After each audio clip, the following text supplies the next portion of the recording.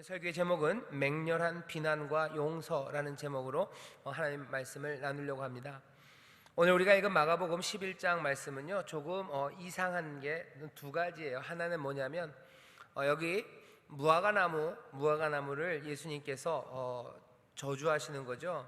아무것도 얻지 못한다라고 얘기하셔요. 그랬더니 정말로 그 다음날 아침에 무화과 나무가 뿌리로부터 마른 것을 보게 됩니다. 무화과나무를 저주한 게 좀 이상한 거예요. 왜? 여기 보면 지금은 잎사귀에 아무것도 없어요. 왜? 이는 무화과의 때가 아니에요. 무화과를 보시고 무슨 열매를 찾으셨는데 열매가 없습니다. 그러면은 그냥 지나가시면 돼요. 왜? 지금은 무화과 열매가 익을 때가 아닙니다. 그런데도 저주하셔요.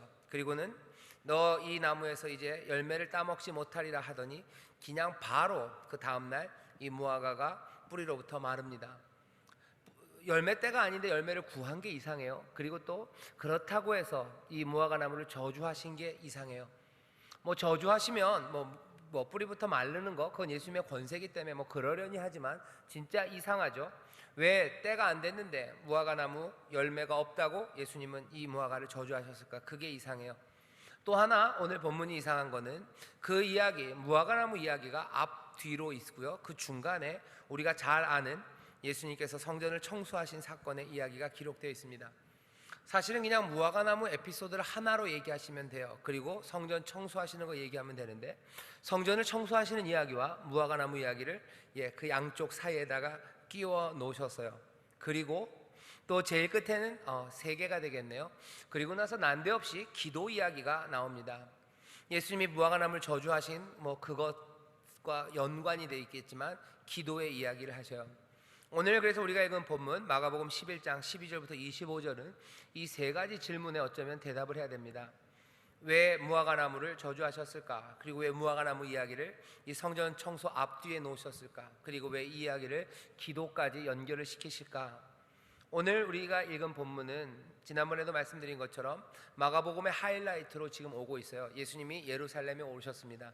이제 며칠 안 있어서 예수님은 십자가를 지실 겁니다.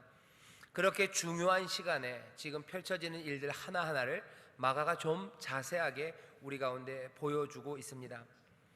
예수님께서 그 전날은 그 나귀를 타고 그 성에 들어오셨죠. 예루살렘에 들어오셨을 때 모든 백성들이 호산나 찬송하리로다 주의 이름으로 오시는 이여 찬송하리로다 오는 우리 조상 다윗의 나라여 가장 높은 곳에서 호산나 왕을 맞아들였습니다.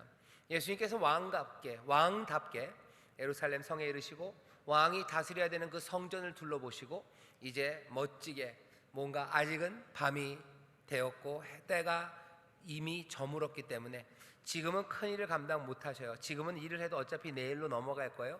그러니까 12제자를 데리고 베다니로 나가셨던 것 같아요. 자, 이제 아침이 되었으니 왕이 예루살렘으로 옵니다. 이 왕 메시아는 그리스도는 성전에서 새 일을 하셔야 돼요. 성전에서 하나님의 역사를 이루실 겁니다. 그러니 당연히 성전으로 들어갑니다. 성전으로 들어가는 그 길에 그런데 뭘 만난 거예요? 무화과나무를 만난 겁니다. 무화과나무 이야기가 앞뒤에 있어요. 이 무화과나무 이야기가 앞뒤에 있는 것은 여기 죄송합니다. 마가복음 보면 꽤나 많이 샌드위치처럼 그 안에다가 이야기를 집어넣는 구조예요. 양쪽에 있는 이야기가 저주입니다. 그리고 양쪽에 있는 무화과나무의 이야기는 여기 하나님의 심판에 대해서 지금 말하고 있어요. 뭔가 애매하지만 분명한 건 심판입니다. 그러니 그 중간에서 벌어지고 있는 성전을 깨끗이 하시는 그 일도 분명히 심판이라는 이미지를 거기다 덧붙여줘요. 그냥 지나가는 이야기가 아닙니다. 성전을 청소하시 어쩌다 본 한 에피소드가 아니에요. 여기 성전 청소라는 걸요 명확하게 보여줘요. 이것이 심판임을 분명히 설명하기 위해서요 앞뒤에 무화과나무 이야기를 덧붙여 놓은 거예요. 뭐냐면 그냥 그림을 도화지에다 그려서 찍 찢은 다음에 붙인 게 아니라요 도화지에 그린 그림을 멋진 액자죠. 액자, 왁구라고 그러나요? 왁구를 그냥 살짝 띠가 없는 왁구가 아니라요 그냥 근사한 왁구에다가 지금 집어 넣어 놓은 겁니다. 성전 청소의 이야기가 뭔지 분명하게 보라는 거예요. 무화과나무 이야기를 앞뒤에 놓으면서 뭔가 제대로 되지 않았어요. 그리고 제대로 되지 않은 일에 대해서 지금 하나님이 심판하시는 그 심판이 이 성전의 청소 이야기입니다. 지금 여긴 그렇게 별것 아닌 이야기가 아닙니다. 여기 성전에서 하신 일이 그러니 하이라이트입니다. 여기를 보시면 이렇게 되어 있어요. 예루살렘에 들어가니라. 예수께서 성전에 들어가사, 당연히 예루살렘으로 가시면 성전으로 들어가셔야 돼요. 성전 안에서 매매하는 자들을 내어 쫓으십니다. 돈 바꾸는 자들의 상, 비둘기 파는 자들의 의자 둘러 엎으셔요. 아무나 기구를 가지고 성전 안으로 지나다니면 헛치 아니하셔요. 그리고는 이에 가르쳐 이르시되 기록된 바 두 개의 구약을 인용합니다. 하나는 이사야, 하나는 예레미야예요. 내 집은 만민의 기도하는 집이라 칭함을 받으리라 하지 아니하였느냐. 이건 이사야서 56장 7절의 말씀이고요. 그런데 너희는 강도의 구려를 만들었다. 이것은 예레미야 7장 11절의 말씀입니다. 이사야와 예레미야에 있는 말씀을 인용하면서요, 예수님께서 자기의 성전 청소하는 그 일을 설명하십니다. 그랬더니 어떻게 돼요? 대제사장들과 서기관들이 듣고 예수를 어떻게 멸할까 하고 꾀하니 이는 무리가 다 그의 교훈을 기이 여김으로 그를 두려워함이로라. 그냥은 안 됩니다. 왜? 여기 많은 무리가 그의 교훈을 기이 여기고 그를 두려워하니 대제사장과 서기관들이 그냥 예수를 잡아갈 수는 없어요. 뭔가 꾀가 필요합니다. 로마를 끌어들일 겁니다. 하지만 아직 그것이 무르익지는 않았어요.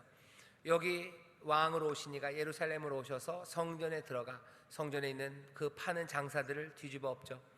왜냐하면 성전에서 일어나는 일들, 그 일들이 예수님의 마음에 들지 않았기 때문입니다. 여기 무화과 나무가 예수님 마음에 들지 않았어요. 제대로 된 것, 그 뜻을 이루어내지 못합니다. 때가 안 되었다는 건 중요하지 않아요. 예수님이 찾으시는 그 뜻이 이루어지지 않았을 때 무화과 나무가 그 심판을 받았던 것처럼 성전도 아직 그때는 안 됐습니다. 예수님의 구원의 때, 그리고 하나님의 그 구원의 날이 이르지는 않았죠. 하지만 여전히 그 성전은 예수님이 바라시는 그 바, 하나님이 뜻하신 그 바를 이루어내지 못해요. 그러니 무화과 나무가 저주를 받았던 것처럼 이 성전도 저주 아래 있게 될 겁니다. 성전에서 일어난 일 우리가 잘 알지만 다시 한번 보시죠.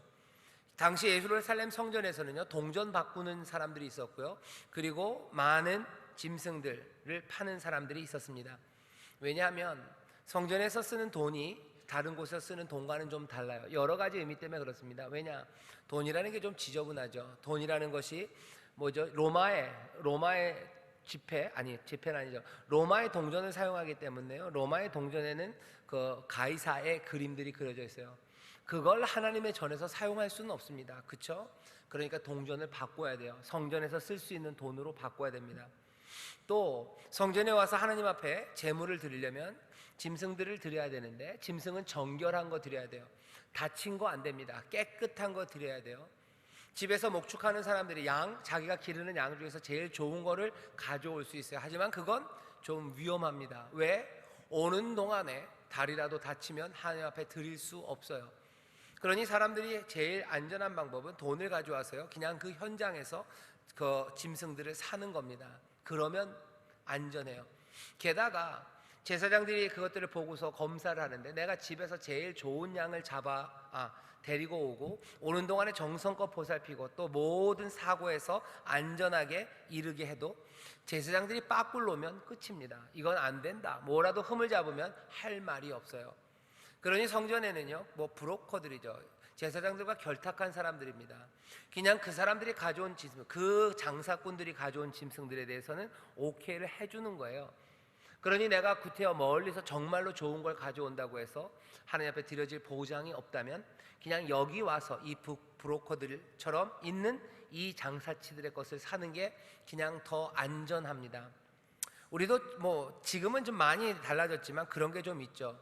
관공서 근처에 가면요, 거기 관공서와 연결된 많은 사람들이 있어요. 그 사람들을 통해서 서류를 들어가면, 그러면 지금은 좀 아닙니다.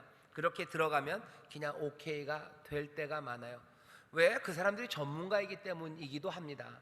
무슨 법무사나 그 서류를 잘 만드시는 분들이 있어요. 그러니 그분들이 서류를 넣으면요, 제대로 들어왔을 거라고 거기 있는 공무원들이 생각하실 수 있죠. 그런 법무사나 전문가를 통하지 않고 자기가 직접 만드는 서류들을 공무원들은 좀 어려워합니다. 왜?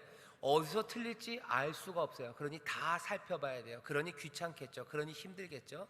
그러니 공무원들도요, 그냥 민원인이 그냥 맞바로 생짜가 낸 것보다는 어딘가를 거쳐서 온 서류들이 훨씬 더 편하고 보기 좋을 겁니다. 예루살렘 성전에서도 어쩌면 좋게 생각하면 거기 있는 제사장들이 그렇게 생각할 수 있어요. 뭐가 흠 있는 거고 뭐가 흠 없는 건지 그냥 일반 사람들은 잘 모르죠. 하지만 여기 성전 옆에 있는 사람들은 더 잘 알아요. 그 사람들을 통해서 들어온 짐승들은 그냥 흠이 없는 걸로 쳐주면 될 거예요. 지금까지 제가 얘기하는 건 가장 좋은 방향에서 이해할 때 그런 거고요. 나쁘게 얘기하면 브로커들입니다. 짜고 치는 거죠. 거기서 자기의 유익을 구하는 거예요. 한 10,000원이면 살 수 있는 비둘기를 15,000원, 20,000원에 팔아요. 여행지 아니면 관광지에 가면 바가지 씌우는 것과 비슷합니다. 성전에 그런 일들 때문에 돈 바꾸는 사람들, 그리고 각종 짐승, 재물을 파는 사람들이 많았어요. 당연히 성전에는 비즈니스가 활발합니다. 그 비즈니스의 정점에 있는 사람들은 당연히 대제사장일 거고, 거기서 돈을 버는 사람들이 분명 있었습니다. 예수님께서 이 상을 엎으셔요. 그런데 이 말씀을 보면서요, 이 상황은 지금 제가 말씀드린 그 상황 그대로예요. 교회, 돈, 제사, 종교, 이거를 통해서 돈을 버는 나쁜 사람들이 있죠. 예수님이 예루살렘에서 하시는 일들은 분명히 이 상을 엎었기 때문에 이 사람들의 비즈니스에 대해서 분명히 반대, 그러니까 그들의 비즈니스를 엎어버리신 거가 됩니다. 하지만 오늘 예수님께서 성전을 깨끗하게 하신 것은 성전이나 종교를 통해서 돈 버는 일, 그것을 막으려고 하시는 것은 아니에요. 많은 사람들이 무슨 성전에, 종교에 만몬 이야기를 많이 하는데요. 만몬화, 성전을 통해서, 종교를 통해서 돈 버는 사람들, 예수님이 그거 싫어하신다고 얘기하셔요. 예, 맞습니다. 예수님이 종교를 통해서 돈 버는 거 싫어하셔요. 하지만 이 만몬은 교회만 있는 것은 아니죠. 종교만 사용하는 건 아닙니다. 세상의 모든 영역에서 돈을 벌려는 시도들, 세상의 모든 영역에서 브로커나 죄악이나 사람들의 약점이나 아니면 사람들의 부족한 것들을 통해서 자기의 유익을 구하려는 모든 시도에 대해서 예수님은 다 반대하시는 거죠. 종교 이것만 반대하시는 건 아닙니다. 종교 말고도 다른 곳에서도 얼마든지 만몬이 숭배받는 곳, 사람들의 무지와 연약함, 그리고 궁핍한 상황들과 궁박함을 이용해서 자기의 배를 채우려는 시도들이 있어요. 예수님은 그거 어디든지 다 뒤집어 엎으실 겁니다. 제일 많이는 고리대금일 거예요. 고리로 이자를 내어주고 어려운 상황에 있는 사람들의 것을 담보로 받아서 그것들을 빼앗는 사람들이죠. 그게 요즘은 좀 많이 없어졌지만 예전에는 연대보증, 인보증을 시켰어요. 사람에게 보증시키는 거죠. 그리고서는 다 끝까지 그것들을 받아내는 일들, 그건 사람의 궁박한 상황들, 그것들을 이용해서 자기의 배를 불리는 일입니다.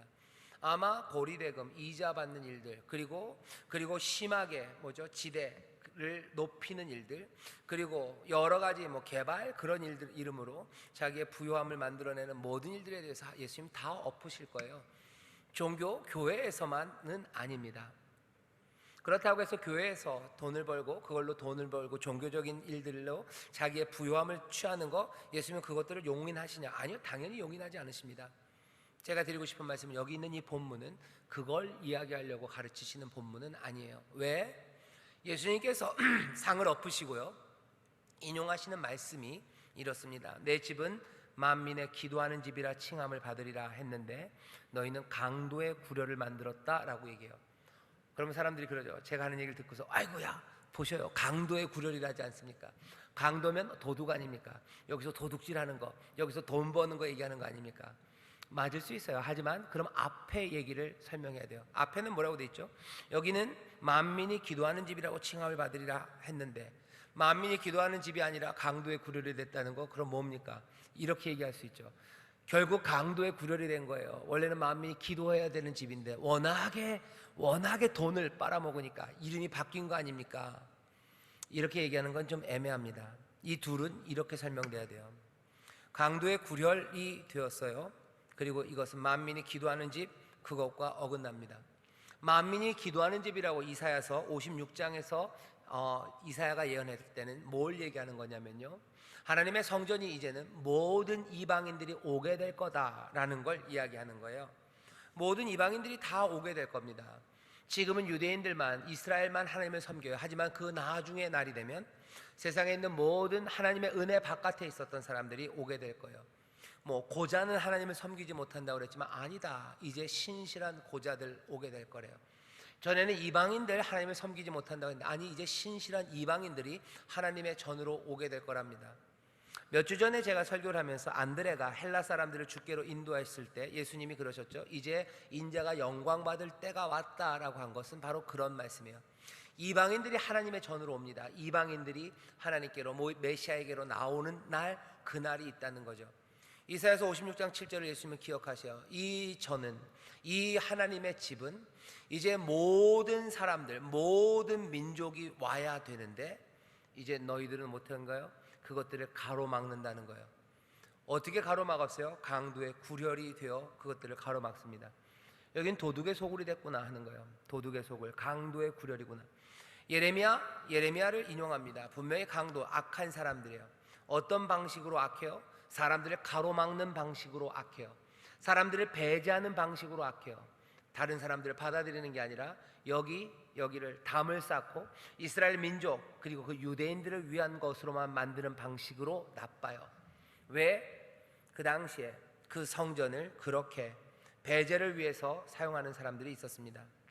누굽니까? 어쩌면 많은 정치적인 이데올로그들이었어요. 이 사람들은 유대인이 되어야 된다고 말하는 사람들입니다. 어쩌면 초정통파 유대인들이에요. 엄격한 유대 민족주의를 가진 사람들이에요. 아주 엄격한 바리새인들입니다. 이스라엘의 구원은 어떻게 이루어져요? 우리가 온전히 하나님의 말씀을 지키는데 그 방식은 세상 모든 다른 민족을 다 밀어내고 순수하게 우리가 지켜질 때, 그때 우리 가운데 구원이 임할 거라고 말해요. 그러니 하나님의 율법을 굉장히 엄격하게 민족주의적으로 지킵니다. 민족적으로 지켜지는 그 방향은 늘 다른 사람들을 밀어내요. 그러니 성전은 많은 사람들, 다른 민족을 환영하는 곳이 아니라 하나님의 백성이 될 수 있는 그 이방인들을 배제하고 밀어내는 곳이 됩니다. 그 얘기는 하나님이 원하셨던 그 뜻이 아니라 자기들의 뜻을 위해서 성전을 그리고 이곳을 사용하고 있는 거예요. 예수님이 보실 땐 여기 성전은 너무 잘못됐어요. 왜? 하나님의 뜻이 이루어지지 않기 때문이에요. 성전에서 돈을 벌기 때문만은 아닙니다. 성전에서 성전을 돈벌이로 이용하기 때문에, 당연히 돈벌이로 이용하는 거 하나님의 뜻은 아니죠. 하지만 그보다는 더 근본적인 이유는 성전, 그곳이 종교가 하나님의 뜻이 아니라 자기들의 유익과 자기들의 뜻을 위해서 사용되기 때문입니다. 강도의 구렬이 되어버렸어요. 혁명을 원하는 사람들, 보통 그 당시에 혁명자가들, 그 사람들이 도둑이죠. 그 사람들이 강도라고 불렸던 사람들입니다. 그 사람들의 소굴이 되어버렸어요. 여기가 니들 정치의 뜻을 이루는 곳이냐가 되는 거예요. 너희들이 생각하는 정치 아젠다를 지키기 위해서 하나님의 뜻에서 어긋나는 일을 하느냐 하는 겁니다. 비근한 예는 그런 거죠. 우리 가운데도 정치적인 목적으로 교회를 사용하는 사람들이 있어요. 그러면서 하나님이 기뻐하시는 일을 하면 좋습니다. 하지만 하나님의 뜻과 어긋나는 일을 해요. 환영하고 그리고 모든 사람들이 오도록 해야 되는데 사람들을 밀어내는 거죠. 사람들을 밀어냅니다. 모든 이방 민족이 와서 하나님을 예배해야 되는데 넌 안 된다, 넌 안 된다라고 종교를 사용해요. 그러면서 자기들의 뜻, 자기들의 종교적인 목적을 사용하는 거죠. 요즘은 그런 거 많이 보이지 않지만 미국 같은 데는 그런 사람들이 있었어요. 뭐 KKK 그런 사람들 뭐예요? 백인주의자들이에요. 흑인들 안 됩니다. 그 사람들 남부 바이블 벨트에 있는 사람이에요. 종교를 얘기하면서 하나님의 뜻을 얘기하면서 사실은 자기들의 뜻이죠. 뭐 백인 우월주의 그거 지키고 싶은 겁니다. 그러면서 종교를 이용해요. 그러면서 흑인들 밀어내고 그 사람들 핍박해요. 예수님 보시기에 말도 안 되죠. 자기의 뜻을 위해서 하나님의 뜻 거기에 어긋나는 일을 하면서 자기의 뜻을 지켜가면서 자기의 뜻을 위해서 하나님의 뜻에 어긋나는 일에 종교를 사용하는 거, 그건 안 됩니다. 하나님이 구하시는 것이 아니에요. 예수님이 무화과나무에서 열매를 구할 때 그 열매가 없어서 저주를 받은 것처럼 이 성전, 이곳은 무너질 거예요. 예수님이 그래서 얘기하시죠. 이 성전을 헐어라. 이 성전은 무너진다. 왜? 하나님의 뜻이 여기서 이루어지지 않아요. 하나님의 뜻은 어디서? 이제 내 몸에서 이루어질 거라고. 아주 좀 신비한 의미에서요. 이제 내 몸으로 이루어질 거예요. 성전에서가 아니라 내 몸으로. 어쩌면 성찬의 의미입니다. 예배입니다. 그리고 말씀을 나누는 믿음의 공동체에 관한 이야기였죠. 얘기가 점점 길어지는데 그렇게 해야 됩니다. 자, 무화과나무 비유를 얘기하시면서 안에 있는 이야기를 포기하셔. 하나님의 뜻, 내 뜻이 아니라 잘못된 뜻이 이루어지고 있다. 성전에서는 하나님의 뜻이 아니라 사람의 뜻이 이루어지고 있어요. 사람의 뜻을 이루기 위해서 하나님의 뜻을 어긋나게 만드는 일이 성전에 있습니다. 그러니 성전을 치시는 거예요. 그 일은 그냥은 안 됩니다. 그냥 안 돼요. 이 산더러 들려 바다에 던지려 하면 그 일이 이루어진대요. 하나님의 뜻이 아닌 것을 하나님의 뜻으로 바꿔내는 것, 그것은 그냥은 안 될 겁니다. 마음에 의심하지 않고 기도하며 그 일을 하는 거예요. 이 산은 던져질까? 이 성전은, 이 악한 일들은 멈춰질까 하는 이야기죠. 하나님의 뜻은 이루어질까? 하나님의 뜻이 심각하게 부패되어 있는데 이 제도는 이제 바뀔까 하는 거예요. 예수님이 여기에 대해서 맹렬히 비난하시는 겁니다. 맹렬히 비난하시는 거예요. 그래서 오늘의 설교의 제목이죠. 맹렬한 분노입니다. 맹렬한 비난이에요. 말도 안 된다. 사람의 뜻을 위해서 하나님의 뜻을 뒤집다니 말도 안 된다요. 네 유익을 위해서, 네 목적을 위해서, 그것이 정치적인 이데올로기든 뭐건 간에, 얼마나 숭고한 뜻이건 간에 네 뜻을 위해서 하나님의 뜻을 어긋나게 하는 것, 그건 말도 안 된다죠. 우리 가운데 우리가 갖고 있는 뜻을 이루기 위해서 하나님의 뜻을 뒤집는 경우들이 있어요. 때로는 우리가 가진 뜻이요 좀 숭고해 보일 수 있습니다. 예를 들면 혁명 같은 거예요. 뭔가 혁명을 이루고 싶어요. 그러니 피 흘릴 수 있다고 생각해요. 하나님은 사람 죽이지 말라 합니다. 그렇게 하는 거 아니다 얘기하셔요. 그런데 내 뜻을 위해서요. 우리는 핑계 댈 수 있죠. 유대 민족주의 아니면 이 땅에 혁명적인 변화를 위해서 피 흘릴 수 있는 거 아닙니까? 몇 명은 죽여도 되는 거 아닙니까? 예수님 아니 그럴 수 없다 얘기하셔요. 그럴 수 없다. 그럴 수 없다요. 이 땅의 평화를 지키기 위해서는 하나님의 뜻과 어긋나는 일 해도 되는 거 아닙니까? 아니요. 그렇지 않답니다. 이 산이 던져져 저 바다에 던져지라고 믿음으로 기도하면, 의심하지 않으면 그렇게 된대요. 안 될 것 같은데요. 하나님 어찌합니까? 하나님의 뜻이 안 이루어질 것 같은데요. 아니요. 하나님의 뜻이 이루어집니다. 맹렬한 비난이 필요한 시간이 있어요. 그리고 그것들을 돌이키기 위해서 뭐가? 기도가 필요합니다. 그러니까 오늘 이 본문의 세 번째 미스터리죠. 기도의 이야기가 들어가기 시작해요. 맹렬한 비난은 사람의 뜻과 하나님의 뜻을 뒤집는 사람들에게 전해져요. 그리고 그 뒤집어진 것을 제자리로 찾기 위해서는, 이 산이 들려 바다에 던져지기 위해서는 기도가 필요합니다. 여기 간절한 기도, 믿음의 기도를 하래요. 그렇게 나아갑니다. 하지만 그리고서 마지막에 붙어있는 건 뭐예요? 용서에 관한 이야기예요. 서서 기도할 때, 하나님의 뜻이 이루어지기를 기도할 때, 산이 던져서 저 바다에 던져지기를 기도할 때, 그때 어떻게 하라고요? 아무에게나 혐의가 있거든 용서하라. 그리하여 하늘에 계신 너희 아버지도 너희 허물을 사하여 주시리라. 너희가 그렇게 대단한 기도를 하고 하나님의 뜻을 구할 때 어떻게 하랍니까? 너 용서를 잊지 말랍니다. 개인적인 악의로 하는 거 아니에요. 개인적인 공격으로 하는 거 아닙니다. 이 용서의 의미를 배운 사람만이 오늘날 이 불의와 악, 하나님의 뜻에 어긋나는 것에 대항해서 하나님의 권위로 간절히 기도하며 한 걸음 한 걸음 나아갈 수 있습니다. 용서하는 마음이 있어야 돼요. 하지만 다시 하나님의 뜻과 사람의 뜻 때문에 하나님의 뜻을 뒤집는 사람들이 있어요. 이 사람들에게 맹렬한 비난이 필요합니다. 뒤집어진 건 제자리로 갈 수 있습니까? 아무리 어려워도 이 산더러 들려 저 바다에 던지라면 그렇게 됩니다. 기도하고 믿음으로 서서 간구하셔요. 하나님의 뜻이 이루어지길 기도하셔요. 하지만 그 대단한 기도의 시간에, 하나님의 뜻이 이루어지기를 기도하는 그 시간에 용서를 잊지 마셔요. 무슨 용서? 하나님의 뜻과 사람의 뜻을 뒤집었던 그 사람들 향한 긍휼히 여기는 마음입니다. 저주하지 말래요. 용서해라. 그러면서 기도하랍니다. 이건 어렵습니다. 그리고 이것이 아마 예수님을 닮아가는 결정적인 자리일 거예요. 세상에 뒤집어진 것들을요 제자리로 돌리려는 사람들 많아요. 뭐가 뒤집어졌는지 아는 사람 많아요.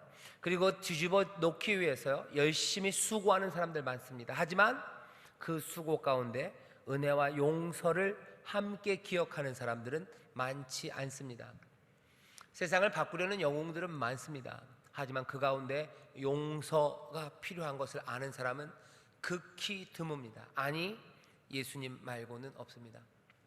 세상에 예수님 말고도요 구원이라는 걸 이루려는 많은 영웅들이 있었어요. 알렉산더가 그렇죠. 마케도니아의 영웅이에요. 마케도니아뿐만 아니라 헬라의 영웅이죠. 헬라의 영웅뿐만 아니라 가는 곳마다 사실 해방시키고 뭔가를 이뤄냈던 대왕이 알렉산더입니다. 알렉산더가 위대한 영웅이에요. 하지만 뭔가를 뒤집는 그 일에 여기 이 용서와 은혜를 알렉산더가 글쎄요 조금은 훌륭했기 때문에 그런 모습 보였지만 예수님 같지는 않았을 거예요. 세상에 많은 구원을 말하는 사람들이 있습니다. 세상을 바꿔놓으려는 시도들을 참 많이들 합니다. 그리고 그 일에 분투하고 희생하는 사람들 많아요. 자기의 모든 것들을 다 내어놓죠. 하지만 그 내어놓는 과정에도 그 일을 가로막고 어그러뜨리고 망쳐놓았던 그 사람들을 향한 용서를 말하는 사람들은 많지 않아요. 열심히 혁명을 위해서 싸우다가 장엄하게 십자가에서 죽는 사람들 많습니다. 하지만 그 십자가 죽는 그 자리에서 자기를 매달린 사람들과 모욕한 사람들, 그 사람들 향하여 용서하는 사람들, 그 사람들은 많지 않아요. 어쩌면 예수님은 그 사람들을 찾으시는 것 같아요. 그렇게 기도할 사람들을 찾으시는 것 같아요. 하나님의 집을, 만민이 기도해야 될 집을 강도의 구렬로 만들어 놓았 그 사람들을 향해서도 용서하시는 주님, 어쩌면 그 용서하는 사람들만이 이 산이 들려 저 바다에 던지우라고 과감하게 그리고 뜨겁게 끝까지 기도하며 그 역사를 이루어낼 겁니다. 아니면 안 될 거예요. 아니면 예수님 따르는 사람들이 아닐 겁니다. 오늘 그래서 주님께서 이 무화과나무 이야기와 성전 청소의 이야기와 기도의 이야기를 우리 가운데 들려주십니다. 오늘 이 말씀을 우리가 좀 긴 말씀이요 읽으면서 오늘 기도하실 텐데요, 먼저는 우리가 좀 봤으면 좋겠어요. 내 사람들의 뜻 때문에 하나님의 뜻을 뒤집는 것들이 뭐가 있을까? 내 삶 가운데 내가 생각하는 내 뜻 때문에 하나님의 뜻을 뒤집는 것, 내 뜻이 꼭 그렇게 비열하고 야비하고 무슨 내 인간적인 유익과 쾌락을 위한 건 아니어도 좋습니다. 아니, 그것들이 아닐 때 더 쉽게 하나님의 뜻을 뒤집어요. 내 쾌락을 위해서 하나님의 뜻을 뒤집는 그 정도로 뻔뻔한 사람들이 많지는 않습니다. 하지만 내 뜻이 뭔가 좀 숭고할 때 하나님의 뜻을 뒤집어도 된다고 생각하는 경우가 참 많습니다. 이건 위험해요. 이런 일들이 나에게 뭐가 있는지, 우리 주변에 뭐가 있는지 보셔야 돼요. 그것은 맹렬한 비난을 받아야 될 일입니다. 적어도 예수님은 거기에 대한 비난을 멈추지 않으셔요. 거기에 대해서 깨어 있어야 돼요. 그리고 두 번째는 뭐라고요? 그렇게 뒤집어진 것들이 제자리로 올 수 있음에 대해서 분명한 믿음으로 기도하고 달려가야 됩니다. 제자리를 찾아갈 거예요. 이 산은 저 바다에 던져질 거예요. 하나님의 뜻이 이루어집니다. 예수님께서 우리에게 주기도문을 가르치실 때 아버지의 뜻이 하늘에서 이루어진 것처럼 이 땅에서도 이루어지기를 기도하라고 하셨어요. 근데 우리가 주기도문을 꼭 자기 전에 그냥 그냥 주문을 그냥 그러면서 이렇게 쓰러지면서 하다 보니까 아버지의 뜻이 하늘에서 이루어진 것처럼 땅에서도 이루어지려는 그 기도가 얼마나 간절한지를 우리가 잊을 때가 참 많습니다. 하지만 그 기도는 간절한 기도예요. 산이 들려 바다에 던져지라는 기도입니다. 믿음으로 의심하지 않고 드려져야 되는 기도예요. 오늘 이 밤에 그렇게 기도하십시오. 하나님의 뜻이 이루어지기를, 이 땅에서 이루어지기를, 뒤집어졌던 것들이 다 제자리를 찾아가기를, 던져져야 될 것들은 던져지고 하나님의 선하신 뜻이 이루어지기를, 우리 교회가 하나님의 뜻이 이루어지는 교회가 되기를, 내 가정이 그렇게 되기를, 내 삶이 그렇게 되기를. 뭔가 뒤집어지고 잘못되어 있던 것이 있으면 제자리로 돌아가기 위해서 여러분들 믿음으로 두려워 말고 기도하십시오. 그게 어려워도 그게 돌아갈까? 이 산은 던져질까? 세월호가 가다가 방향을 바꾸다가 쓰러져서 침몰했다 그러는데 방향이 바뀌어질지 않을 것 같죠. 큰 배는 그렇습니다. 방향을 바꾸다 보면 뒤집어질 것 같아요. 그렇다고 해서 계속 그 길을 갈 수는 없죠. 두렵고 떨려도 멈춰 서야 됩니다. 그리고 방향을 바꿔야 돼요. 하나님 바꾸실 것들을 기대하며 기도하셔요. 교회가 바뀌기를, 내 구역이, 내 가정이 바뀌기를, 학교가 바뀌기를, 이 나라 이 민족이 바뀌기를, 아니 내 삶과 내 마음과 그리고 내 생각이 바뀌기를 여러분들 기도하십시오. 믿음으로 의심하지 마셔요. 사람이 변하나? 변합니다. 나는 안 변할 것 같아. 아니, 변합니다. 어떻게 해요? 마음에 의심하지 않고 기도하면 돼요. 기도하고 말하셔요. 제가 읽어볼까요? 23절입니다. 내가 진실로 너희에게 이르노니 누구든지 이 산더러 들려 바다에 던지우라 하며 그 말하는 것이 이룰 줄 믿고 마음에 의심치 아니하면 그대로 되리라.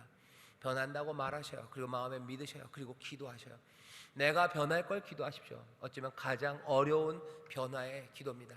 내 뜻이 아니라 하나님의 뜻을 쫓는 내가 되게 해달라고 기도하십시오. 내 욕심과 내 만족이 아니라 하나님 기뻐하시는 것, 그것 따라가게 해달라고 기도하셔요. 그렇게 기도하셔요. 세 번째는 뭐라고요? 용서를 위해서 기도하십시오. 하나님, 내가 선한 것들, 그 변화를 위해서 기도할 때 어떻게 하라고요? 거기에 있는 그 사람들의 악함, 그리고 그것들을 용서하게 해달라고 기도하십시오. 개인적인 원한, 그런 것 내려놓게 해달라고 기도하셔요. 그리고 하나님 은혜를 구하며 기도하십시오. 아마 거기에서 하나님의 은혜가 그리고 세상을 바꿀 수 있는 능력이 우리 가운데 있음이 확인될 겁니다.